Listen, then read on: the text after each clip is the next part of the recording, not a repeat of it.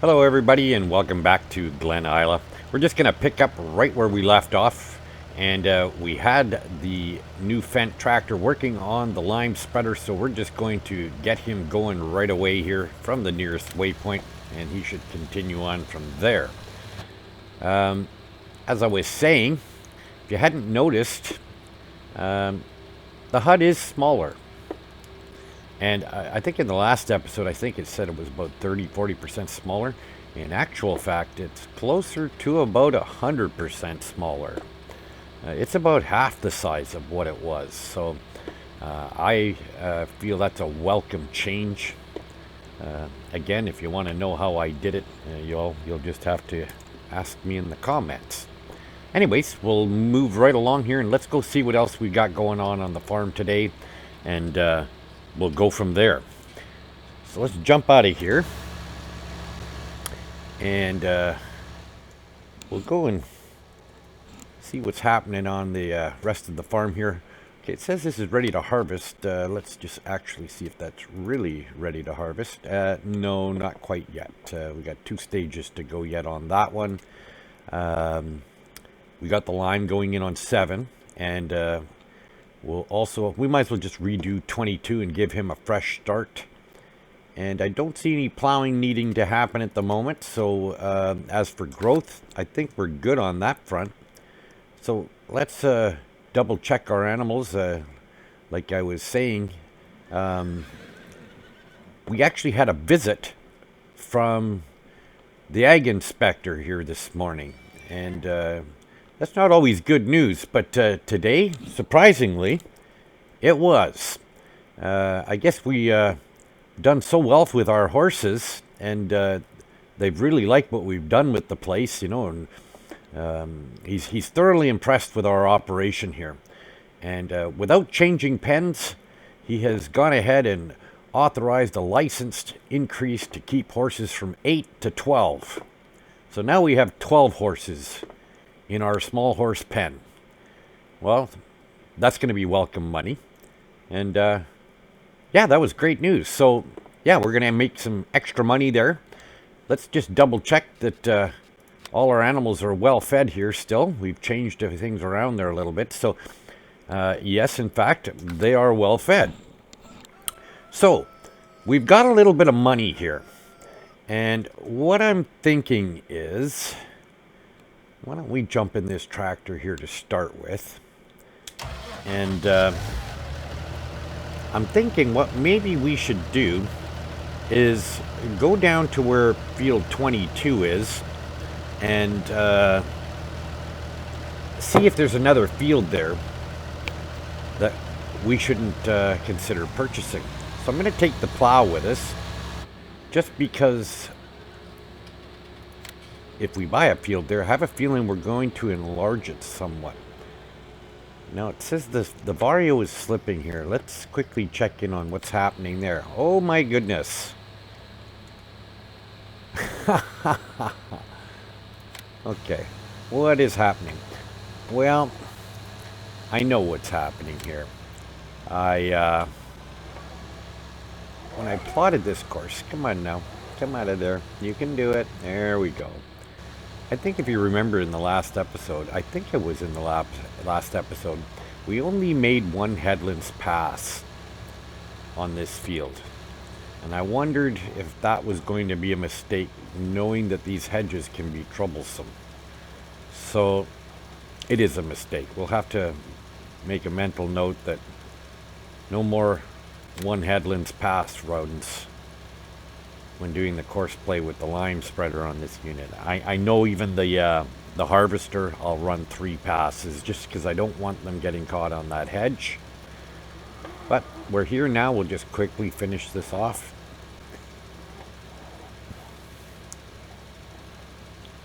I could have, if he was still doing the headlands maneuvers, I would have just replotted the course and added a 3rd lane to that, a 3rd pass if you like. But he was already into the up downs, and so that would have been a lot of duplication. And we got such a nice wide swath coming off the lime spreader here that it was only going to take a couple seconds to finish it off. So that's what we're doing.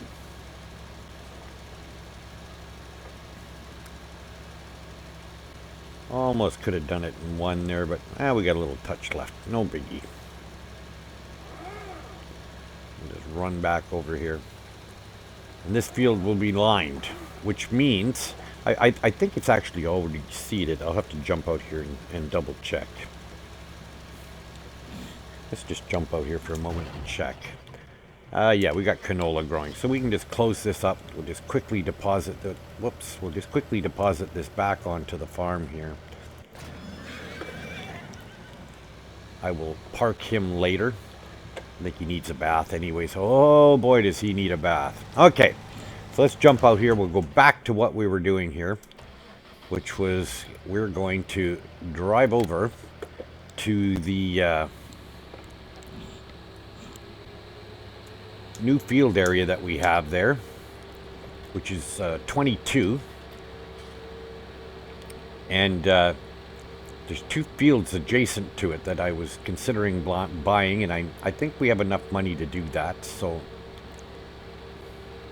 I think that's a good plan.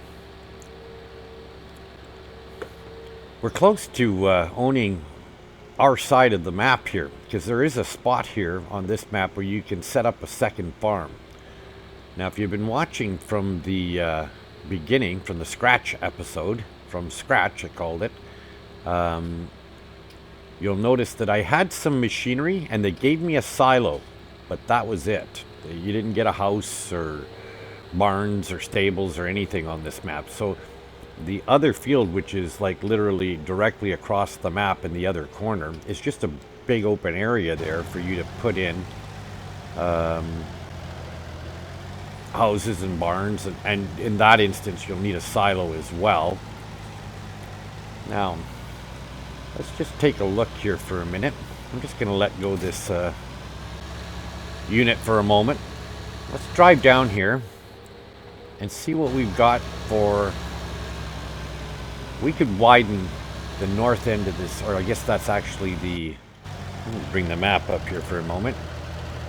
This would actually be the north end of the field here. We could actually buy this field and slightly widen the north end. I don't think the south end would be a good idea. We could actually, and maybe even make it slightly less square shaped by running sort of this direction with it.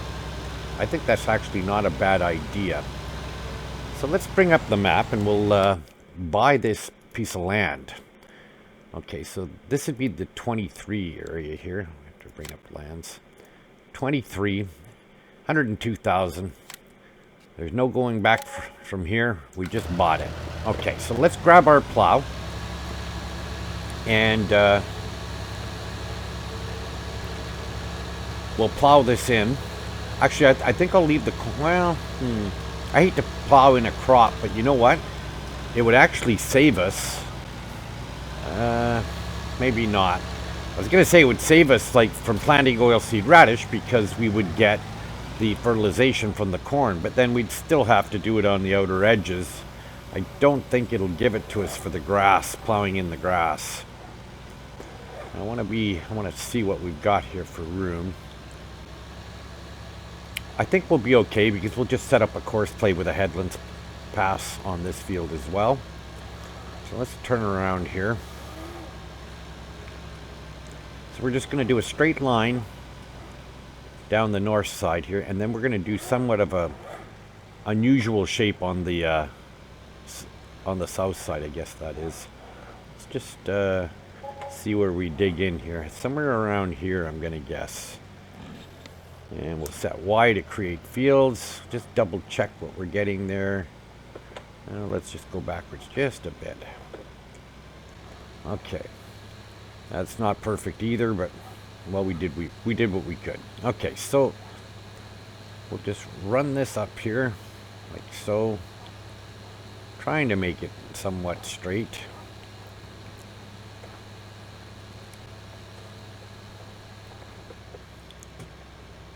Okay, let's just make sure we get somewhat of a straight edge here. I overdid one side there a little bit, but close enough. Let's come down here.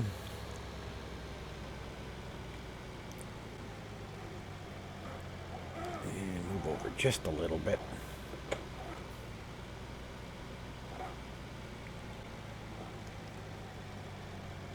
Somewhere in around there, I'm gonna guess. Not a bad guess. So we're gonna come down here, and I'm actually just gonna do a turn on the go here. Right about here. I want to leave some room. Plus I don't want to get caught on the edge of that grade with anything either, like the harvester or something like that. Got a little closer to that than I wanted to. Come out of there.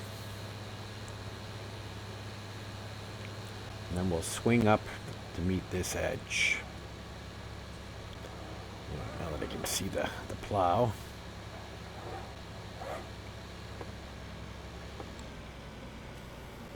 Not too shabby. Okay. So let's spin around here. Actually, I'll come in from this direction.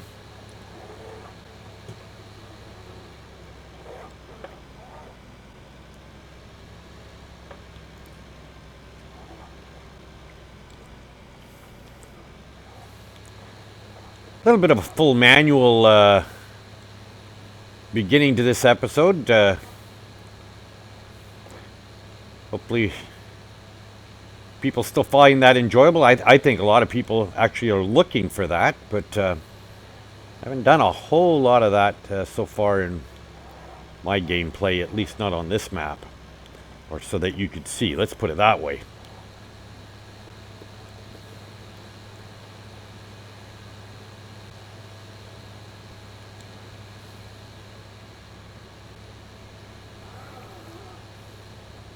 I missed a little piece there. Darn it all anyway. I hate those little green patches that get left behind in your field. I'm all about the details, you know.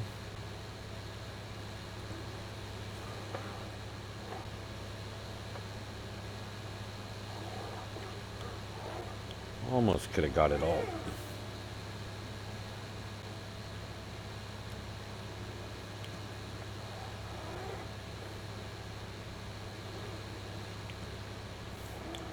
Okay, so we'll pick that up, instantly take the create fields off with the Y. I've done it before in the past. I've learned a lesson. Always make sure you take it off when you fold up the plow, because sometimes you'll grab the plow and go to do something and oh man, you just carved out a big chunk of your field or the grass beside it or something. Okay, so we've done that. Let's run this back over to the farm, and what I want to do is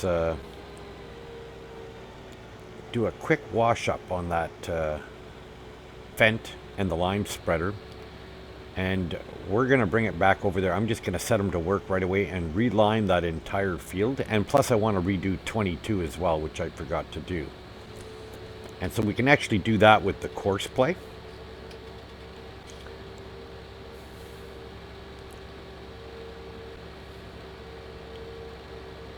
So being that they're right beside each other, I think that would be a good time to try to append the two courses. In other words, put two courses set in consecutive order programmed into the course play. And he'll just do one field and instantly move to the other and begin that one.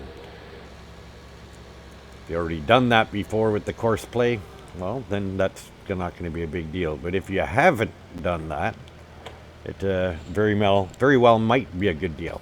Okay, so this is how we have learned to wash and repair our tractors. I bring it up, I put it in orange. That means that's where I would jump into, or that's the particular unit I have selected. And I hit left, alt, and R, and it's repaired it. I don't even have to be in the other tractor. I can just jump into the Fent on the vehicle explorer. I keep wanting to call it the sortation because that's what it's really called. And just hit Alt R, and that vehicle is now clean and repaired. So let's drop this one. We'll jump into the Fent. We'll drop that one. I'm just going to pull him out from underneath it, and instantly, using the vehicle explorer, jump back into the dudes. That's pretty nice when you're swapping machinery around, let me tell you. We're going to jump in underneath this one, and we're going to go back, and I'm just going to teleport this time. We're just going to go right back to field 22, and I'm going to set it up for a headlands pass on this one. And I know I've got field 22. I think I have field 22 already stored in the course play for the lime. I could be all wrong about that one. But anyways, let's just bring it up on the map. So this is field 23. And we'll bring up the course play. I know I don't have a course for this one. So we're going to have to tell it it's a spreader. And we'll go in and plot field 23, and we'll do one headlands. Actually, I'm going to do two because I've run into trouble with one. Okay, so two, we're going counterclockwise. We'll set it for turn. That is the correct work width, and we will generate that course. Okay, so back. Now, I don't believe, if I look, there's a field 22 line. So I might... Yeah, I've got 22-seater that I spelt wrong. So I'm not going to be able to append that course unless, of course, I save this course first. And then, you know what? I have to dump this one anyways because I forgot we enlarged this course. So I need to calculate the current edge of this course. I'm not on the field. That's the problem. It needs to be on the field. Okay. And this is field... What did I say it was? 23? Whoops. And we'll overwrite the field path that's... or field calculation that the game makes in the beginning from the stock map. Okay. So now I'll back this up and replot that course. Okay. Field 23 user, round, 2 passes, counterclockwise, turn 18 meters and regenerate. There we go. That looks better. Okay. Now we're still set for lime. And we'll start at the first waypoint. And we'll drive that course.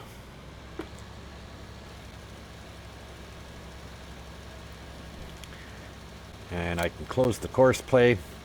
Do you notice how much smaller the course play is, though, now? I think that was a really good call, especially when you have to leave it up on screen sometimes, or maybe when you're doing videos and you're using the course play a lot. I just find it's far too large, especially for the higher resolution screens. They're set up to a 1080p. That's why it's so big on my true 2K, which is twice the resolution, so that thing's twice as big as it should be. So now I brought it back down to the size they intended it to be if you had been on a 1080p screen.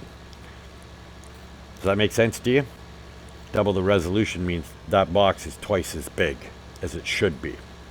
So let's pick up the speed on this thing. I just noticed that was kind of painful to look at. Let's pick that up and pick that up. Doesn't need to be near that slow in the turns. Anyways, he's doing pretty good. And we bought some land. We've opened it up a little bit, which is definitely going to help us make some more money.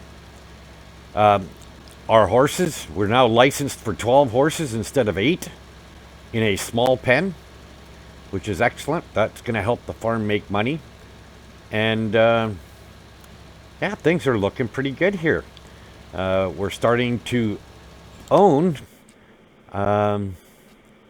most of this side of the map. Like, you know, if I could trade in field 10 for 21, we would own this entire side of the map.